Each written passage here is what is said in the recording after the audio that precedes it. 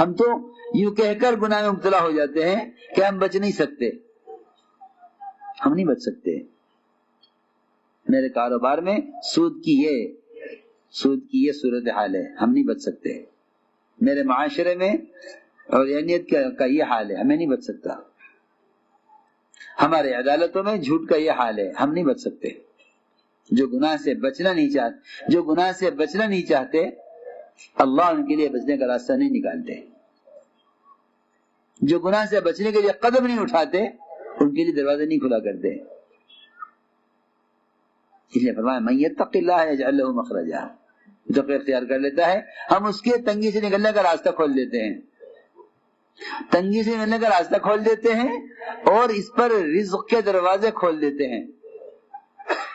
لوگ گناہ کے ذریعے کمانا چاہتے ہیں اور گناہ کے ذریعے مالدار بننا چاہتے ہیں. حرام کمائیوں سے مالدار بننا چاہتے ہیں، حرام کمائی سے مالدار بننا چاہتے ہیں. اللہ رب العزت تو اپنے بندوں محبوب بندوں کو ایسا مال سے بچانا چاہتے ہیں جو تمہیں کوئی آدمی اپنے بیمار کو پانی سے بچانا چاہتا ہے، اور یہ حرام راستے سے مالدار بننا چاہتا ہے. میرے دوستو عزیزو، سب سے پہلے تقوی کمائی کے نقشوں میں لے آؤ. سب سے پہلے تقوی کمائی کے نقشوں میں لے آؤ. اگر کمائی کے نقشوں میں تقوی آ گیا تو معاشرہ، عبادات، اخلاق تینوں لائنیں بن جائیں گی. لیکن فرماتے تھے کہ حرام کمائی یہ اس کے اعضاء کو حرام کی طرف کھینچ کے لے جاوے گی، یہ نہ چاہتے بھی حرام کام کرے گا. جی ہاں، سب سے پہلا سوال معاملات کا ہے کہ معاملات ٹھیک کرو.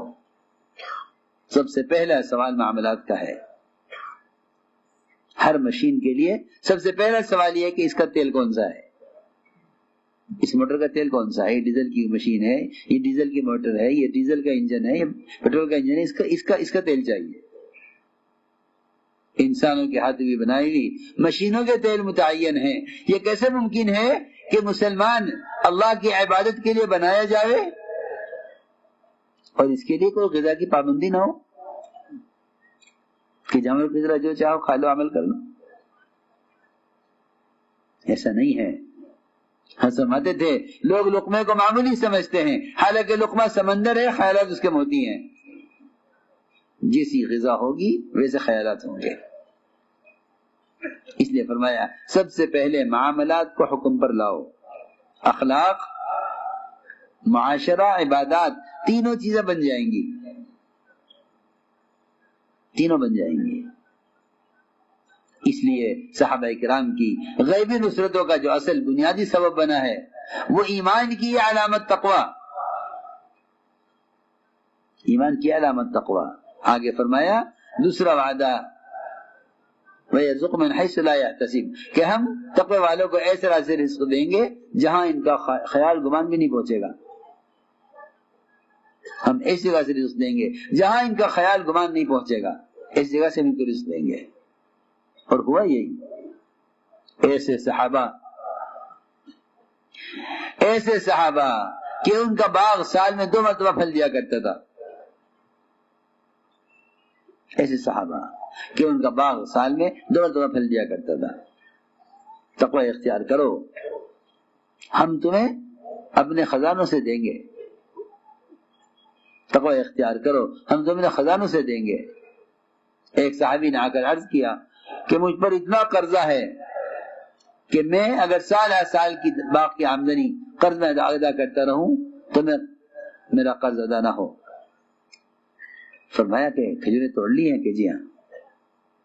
آپ تشریف لے گئے باغ میں، کھجوریں توڑ کر رکھی ہوئی تھی. آپ نے فرمایا کہ جتنوں کا بھی تمہارے ذمہ حق ہے سب کو بلا لو.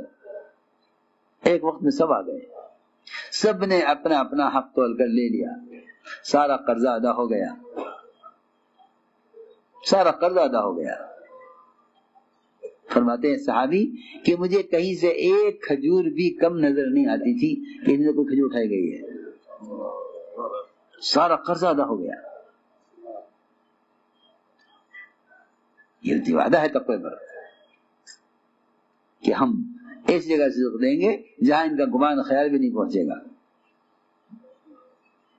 اس لیے میں نے عرض کیا کہ تقوی سب سے پہلے معاملات میں لاؤ،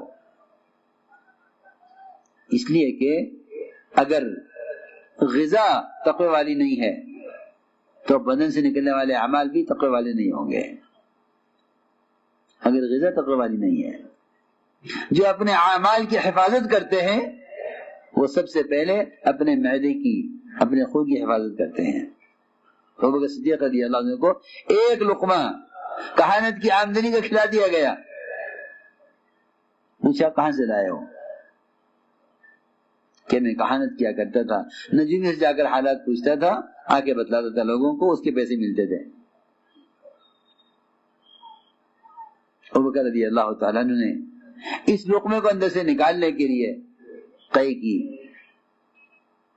ایک لقمہ کیسے باہر نکلے؟ جب ساری کوشش کی اور وہ لقمہ باہر نہ آیا تو لوگوں نے کہا پانی پیجئے، پانی پی کر نکالیے اس کو. روایت میں ہے کہ پانی پیتے رہے، طے کرتے رہے، جیسے کوئی اپنے برتن کو صاف کرتا ہے، دھویا کرتا ہے. جب وہ قے کے ساتھ لقمہ باہر آیا لوگوں نے کہا امین آپ نے اس کے لیے کوشش کیوں کی؟ فرمایا اگر یہ میری جان لے کر نکلتا میں اس کو نکالتا. سارا کام خراب ہوا ہے اس کمائی کے حرام طریقوں کی وجہ سے. یہ کمائی کے حرام طریقوں نے سارے عبادات کو کھوکھلا کیا ہوا ہے.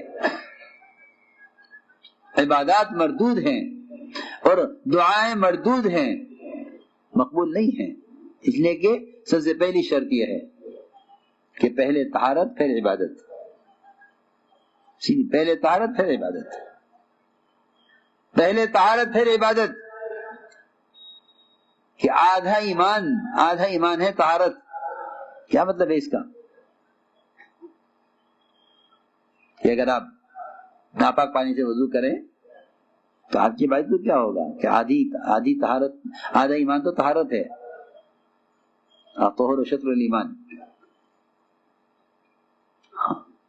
طہور شطر الایمان کہ پہلے پاکی حاصل کرو. پاکی کا مطلب یہی نہیں کہ آدمی غسل کر لے یا وضو کر لے، بلکہ بدن کے اندر دوڑنے والا خون حرام کمائیوں سے، سود سے، جھوٹ سے، غبن سے، دھوکے سے، ان سب سے پاک ہو. عمر بن سعد رضی اللہ تعالیٰ عنہ کو حضرت عمر نے گورنر بنایا تھا حمص کا. 1 سال وہ وہاں رہے. جب 1 سال کے بعد واپس آئے حضرت عمر نے فرمایا یہ کیا حال کیا ہوا ہے؟ تو اس پر یہ جواب دیا تھا حضرت عمر بن سعد نے کہ دیکھتے نہیں میرے بدن کا خون پاک ہے، میں نے کسی کا کوئی حق نہیں مارا، میں نے کسی کا کوئی حق نہیں دبایا. میرا خون بدن کا اپنی کمائی سے، حلال کمائی سے بنایا ہوا ہے. میرا خون پاک ہے اور مجھے کیا چاہیے؟ میرا خون پاک ہے. تو میں نے عرض کیا کہ کمائیوں کو حکم پر لاؤ، کمائیوں کو حکم پر لاؤ، اس لیے کہ طہارت کے بغیر عبادت نہیں ہے.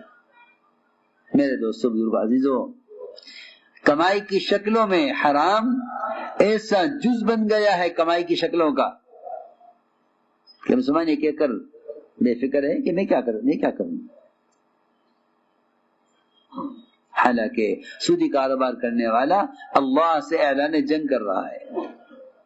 ادھر کاروبار سود کا، ادھر دعا ہو رہی ہے. عجیب بات ہے، ادھر کاروبار سود کا ہے، ادھر دعا ہو رہی ہے.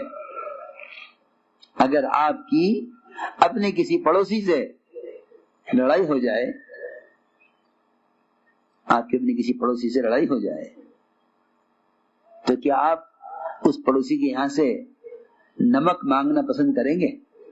صرف نمک، بہت معمولی چیز ہے. مجھے آپ نہیں.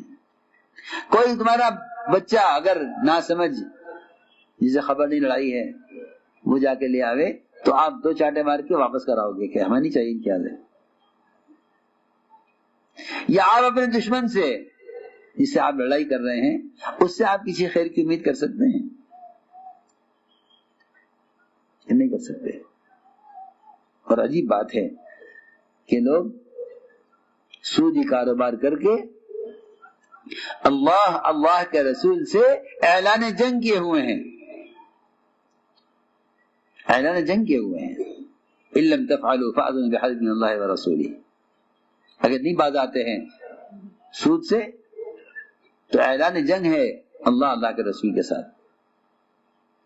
عجیب بات ہے کہ ادھر سودی کاروبار ہے اور ادھر دعائیں ہیں کہ اللہ سے مانگ بھی رہے ہیں، اللہ سے لڑائی بھی کر رہے ہیں. اللہ سے مانگ بھی رہے ہیں، اللہ سے لڑائی بھی کر رہے ہیں کہ اپنے معاملات کو حکم پر لاؤ. معاشرہ، عبادات، اخلاق تینوں لائنیں ٹھیک ہو جائیں گی بشرطے کے معاملات ٹھیک ہو جائیں. اور اگر معاملات ٹھیک نہ ہوئے تو یہ عبادات مقبول عبادات بھی حق والے ایسے لے اڑیں گے قیامت میں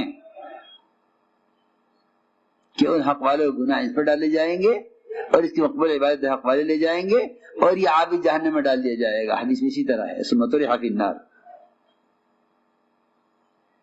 اس لیے فرمایا کہ سب سے پہلے معاملات کو حکم پر لاؤ، کہ معاملات کو حکم پر لاؤ. اس لیے ہم نے عرض کیا کہ تقوی پر یہ 5 وعدے ہیں کہ پہلا وعدہ یہ ہے کہ ہم ہر تنگی سے نکال دیں گے. دوسرا وعدہ یہ ہے کہ ہم ایسی جگہ سے رزق دیں گے جہاں ان کا گمان خیال نہیں پہنچے گا. تیسرا وعدہ یہ ہے کہ ہم ان کے کام میں آسانیاں پیدا کریں گے، ہم ان کے کام میں آسانیاں پیدا کریں گے. من یتق اللہ یجعل لہ من امرہ یسرا، ہم ان کے کام میں آسانی پیدا کریں گے. اور چوتھا وعدہ یہ ہے کہ ہم یہ اگر اپنے کاروبار کو اور اپنے معاش کو حرام سے حلال کی طرف پھیر لیں تو ہم ان کے گناہ معاف کر دیں گے. اور پانچواں وعدہ یہ ہے کہ ان کے اجر کو بڑھا دیں گے، ان کے اجر کو بڑھا دیں گے،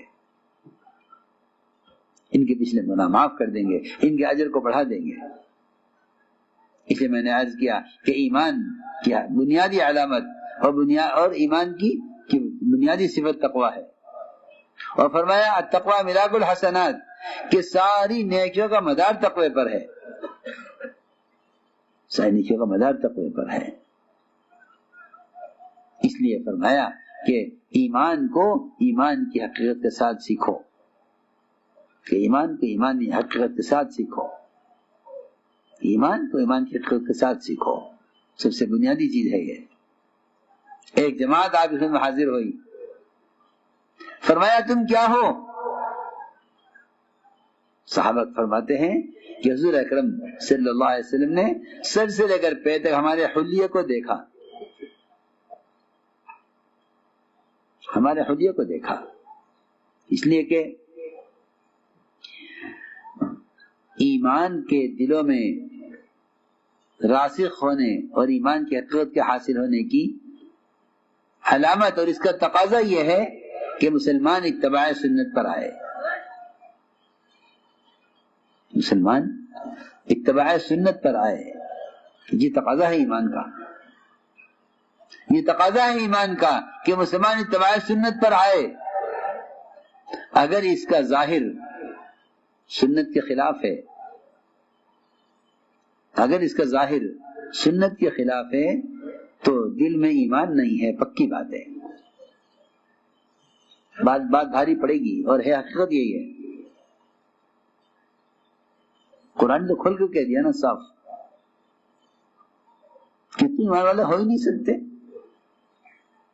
جب تک اللہ اور اللہ کے رسول تمہیں ان تمام شکلوں سے، تمام طریقوں سے، تمام اسباب اور راستوں سے، جتنا بھی اللہ کا غیر ہے اس سب سے یہ دونوں تمہیں محبوب نہ ہو جائیں،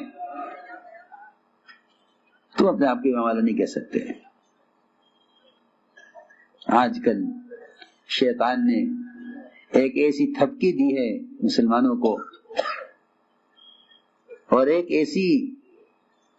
ایسے دھوکے میں ڈالا ہے یہ کہہ کر کہ میاں ایمان تو دل میں ہوتا ہے لہذا ظاہر کو مت دیکھو.